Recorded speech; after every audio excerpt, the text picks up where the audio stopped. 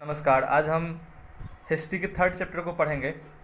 उसके first topic को the peasants and the राज।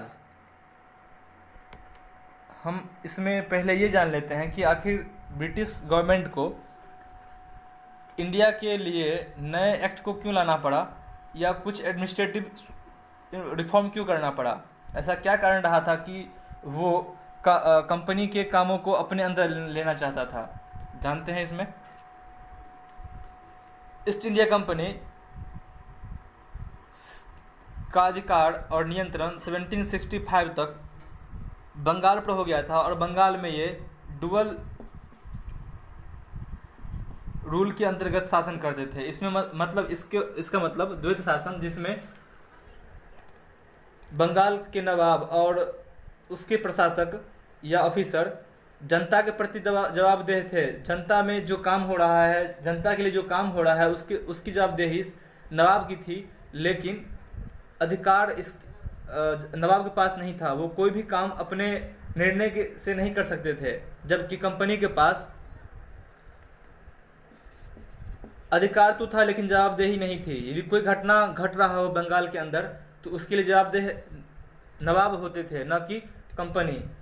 इन सब स्थिति के तहत जो भी टैक्स और रेवेन्यू आया करता था वे अंग्रेजी कंपनी ईस्ट इंडिया कंपनी उसे इंग्लैंड भेज दिया करता था। ये स्थिति 1765 से 1772 तक चलता रहा। इसके बाद कई ऐसे परिस्थितियां हुई जिसके कारण भारत में रिफॉर्म्स लाना तय हुआ और सबसे पहले रेगुलेटिंग एक्ट को लाया गया। ये रेगुलेटिंग एक्ट क्यों आया इसके बारे में जानते हैं। आखिर क्या कारण रहा था कि इसे लाना पड़ा। सिर्फ भारत में ही नहीं बल्कि ब्रिटेन में भी कंपनी के विरुद्ध, कंपनी के खिलाफ आवाज़ें उठने लगी थी। कंपनी के जो ऑफिसर हुआ करते थे वे जब यहाँ से इंग्लैंड जाया करते थे भारत से, तो उनके पास काफ़ी धन संपत्ति होती थी। ये धन संपत्ति वे जो लोकल नवाब होते थे, लोकल रूलर, उनसे उगाहते थे और करप्शन से ये लोग इतना धन जमा करते थे। जब लॉर्ड क्लाइव 34 के एज में इंग्लैंड को लौटा तो उनके पास इतना धन था कि 40,000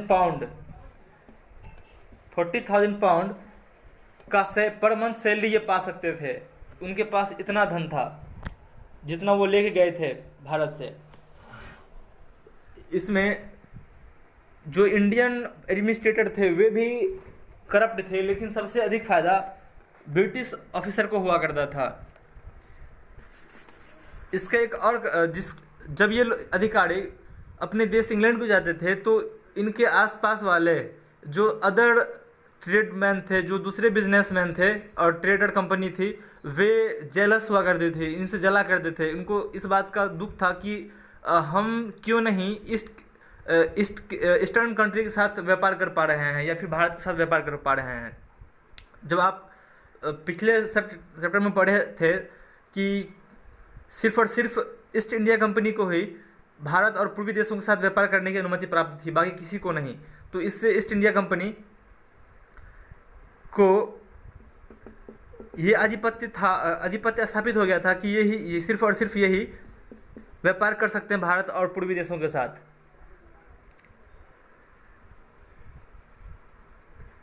जो ब्रिटिश गवर्नमेंट थी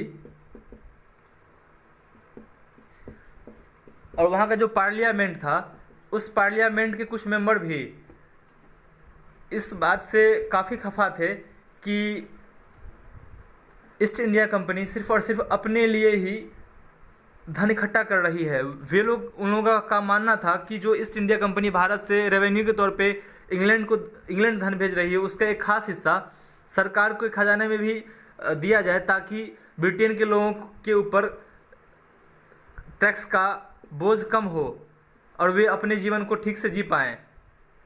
इसमें अधिकतर व्यापारी वर्ग हुआ करते थे। भारत से जाने वाले जितने भी ऑफिसर होते थे, कंपनी के ऑफिसर, उन्हें चिढ़ाने के लिए वहाँ के लोग नवाब कहा करते थे। नवाब चिढ़ाने के लिए कई कारणों से ये सब स्थितियाँ होती गईं और एक समय ऐसा भी आया जब कंपनी के लोग पार्लियामेंट में जाने लगे थे। कंपनी के इतना प्रभुत्व, इतना शक्ति बढ़ गया कि कंपनी के लोग ही कंपनी के सहायता से पार्लियामेंट में जाने लगे और स्थिति भयावह होती होती गई। तो इनके विरोधी, कंपनी के विरोधी कई तरीके से कंपनी के बारे में दुष्प्रचार और गलत बातें बताना शुरू किया, बोलना शुरू किया। ये बातें प्रेस और पब्लिक प्लेसेस पे काफ़ी बोला गया। फिर कुछ ऐसा हुआ कि कंपनी को एक बार 10 मिलियन पाउंड लोन लेना पड़ा सरकार से। उस समय इंग्लैंड के गद्दी पर जॉर्ज थर्ड थे, किंग जॉर्ज थर्ड। ये कंपनी के काफ़ी सहायता देने वाले व्यक्ति थे और जिसके कारण ही कंपनी ने काफ़ी दिनों तक अपने विरोधियों का सामना किया था। इन्होंने कंपनी को 10 लाख पाउंड का धनराशि सहायता किया और इसके बाद कंपनी पर अंकुश रखने के लिए, कंपनी को अपने नियंत्रण में लाने के लिए कुछ बदलाव किया और उसी बदलाव का नतीजा रेगुलेटिंग एक्ट था।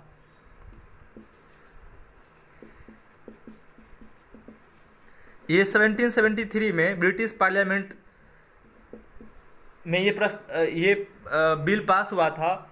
इस बिल के कारण ही, इस लॉ के कारण ही, जब ये लॉ बना तो इसके कारण कंपनी के कोर्ट ऑफ डायरेक्टर्स के गठन में काफ़ी बदलाव हुआ और उसकी हर एक मूवमेंट पर ब्रिटिश गवर्नमेंट की निगरानी होना शुरू हो गया। ब्रिटिश गवर्नमेंट की देखरेख में ही पूरा काम हो रहा था। लेकिन ये एक्ट जल्दी ही, इसमें दोष निकला और जल्दी ही ये व्यवहार से बाहर हो गया, इसकी इम्पोर्टेंसी कम हो गई। ये जो दूसरे व्यापारी संघ थे और दूसरे लोग जो थे जो कंपनी के विरोध में बोल रहे थे, उनके और कंपनी के बीच के झगड़े को भी ये एक्ट खत्म नहीं कर पाया और न ही ब्रिटिश गवर्नमेंट अपना पूरा प्रभाव कंपनी के ऊपर रख पाया। इसलिए इस एक्ट के बदले 1784 में एक और एक्ट लाया गया जिसे पिट्स का इंडियन एक्ट कहा जाता है, पिट्स इंडियन एक्ट।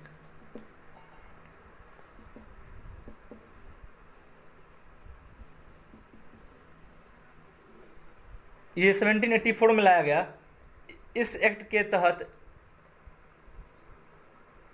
ब्रिटिश गवर्नमेंट का कंपनी के हर एक मामलों पर और उसके इंडियन एडमिनिस्ट्रेशन पर पूरा नियंत्रण हो गया था। जो भारत में प्रशासन था उस पर पूरा नियंत्रण ब्रिटिश गवर्नमेंट का हो गया और उसने भारत के मामलों में देखरेख के लिए, भारत के एडमिनिस्ट्रेशन ठीक से चले, कोई परेशानी नहीं हो, इसके लिए 6 मेंबर का एक कमिश्नर नियुक्त किया। इसी को बोर्ड ऑफ कंट्रोल कहा जाता है, जिसमें 6 लोग थे, बोर्ड ऑफ कंट्रोल। इसमें 6 लोगों को शामिल किया गया जिसमें 2 कैबिनेट मंत्री भी शामिल थे। ब्रिटिश पार्लियामेंट के जो कैबिनेट मिनिस्टर थे उसमें 2 कैबिनेट मिनिस्टर भी इस बोर्ड ऑफ कंट्रोल में शामिल थे।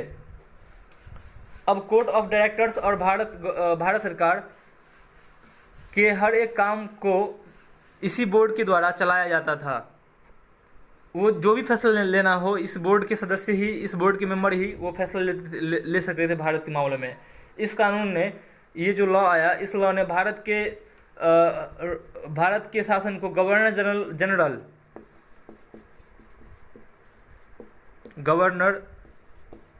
जनरल और 3 अदर मेंबर वाले एक काउंसिल के हाथ में दे दिया।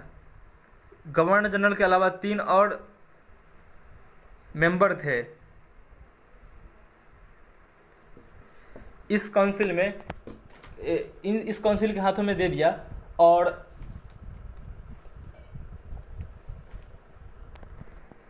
इसके बाद मद्रास प्रेसिडेंसी को वर्ड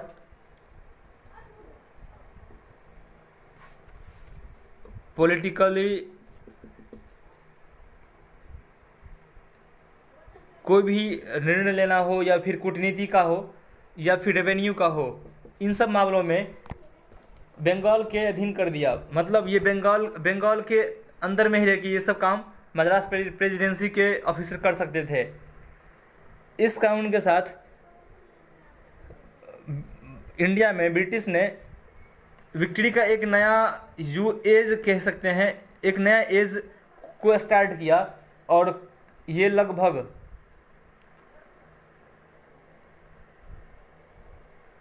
ये act British east India company का एक नेशनल पॉलिसी बन गया था इंडिया के लिए, और इसी के अकॉर्डिंग ये बाकी सुधार करते रहे। इसके आगे हम नेक्स्ट टॉपिक को पढ़ेंगे नेक्स्ट क्लास में।